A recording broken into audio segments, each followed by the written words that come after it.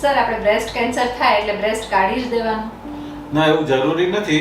Breast cancer થાય ઘણા પરિસ્થિતિમાં ખાલી બ્રેસ્ટ બચાવવામાં આવે છે, ખાલી ગાંઠનો પોર્શન રિમૂવ કરવામાં આવે છે ને જે ખાલી જગ્યા પડી એની ઓન્કોમેમોપ્લાસ્ટી એટલે પ્લાસ્ટિક સર્જરી કરવામાં આવે છે ને આ પરિસ્થિતિમાં ઓપરેશન પછી રેડિયેશન ટ્રીટમેન્ટ આપવામાં આવે છે. એટલે બ્રેસ્ટ બચાવી શકાય છે અને બ્રેસ્ટ કાઢી નાખવાને જેવા સેમ રિઝલ્ટ મળે છે.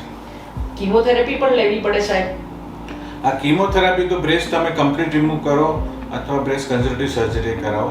કીમોથેરાપી બોડીના બીજા ભાગમાં કોઈ કેન્સરની રિકરન્સ ફ્યુચરમાં ના થાય એટલે કીમોથેરાપી લેવી મોટાભાગના કેસમાં જરૂરી બને છે.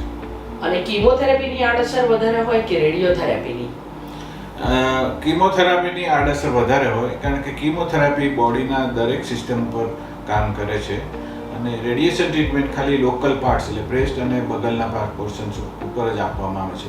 એટલે કીમોથેરાપીની સિસ્ટેમિક સાઇડ ઇફેક્ટ વધારે હોય. કોઈ પણ ઓપરેશન બ્રેસ્ટ કેન્સર માટે કર્યા પછી રેડિયો કે કીમો કશું જ ના લેવામાં આવે એ દર્દીનું આયુષ્ય બહુ ટૂંકું હોય. એટલે બ્રેસ્ટ કેન્સર એ સિસ્ટેમિક ડિઝીઝ છે જ્યારે આપણને નિદાન થાય છે ત્યારે. એટલે સિસ્ટેમિક ડિઝીઝ એટલે એનો અસર આખા બોડીમાં હોય છે. હવે સર્જરી એ ખાલી લોકલ ટ્રીટમેન્ટ છે એટલે આખા બોડીની જે અસર હોય જે આપણે કોઈ ઇન્વેસ્ટિગેશનથી પકડી નથી શકતા એ અસરને દૂર કરવી પડે છે.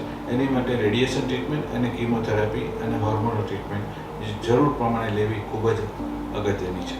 બ્રેસ્ટ કેન્સરનું નિદાન થાય તે દરેક મહિલાએ ઓપરેશન કરાવતા પહેલા પેટ સ્કેનનો રિપોર્ટ કરાવવો આવશ્યક હોય? બહુ મોંઘો છે. એટલે બ્રેસ્ટ કેન્સરમાં દરેકને પેટ સીટીનો સ્કેનનો રિપોર્ટની જરૂર નથી, પણ જો બ્રેસ્ટ કેન્સર ત્રીજા સ્ટેજમાં હોય કે ચોથા સ્ટેજમાં ડાઉટ પડે તો પેટ સીટી સ્કેન કરાવવો જરૂરી બને છે. ને ઓપરેશન કરાયા પછી પણ વારે વારે કરાવવો પડે પેટ સ્કેન? હા, પેટ સીટી સ્કેનનો ઉપયોગ ફોલોઅપમાં ખૂબ જ જરૂરી છે. ઓપરેશન પછી પેશન્ટને 6 મહિના વર્ષે ફરી રિકરન્સ થયું છે કે નહીં એ ડિટેક્ટ કરવા માટે કરાવવો જરૂરી બને છે.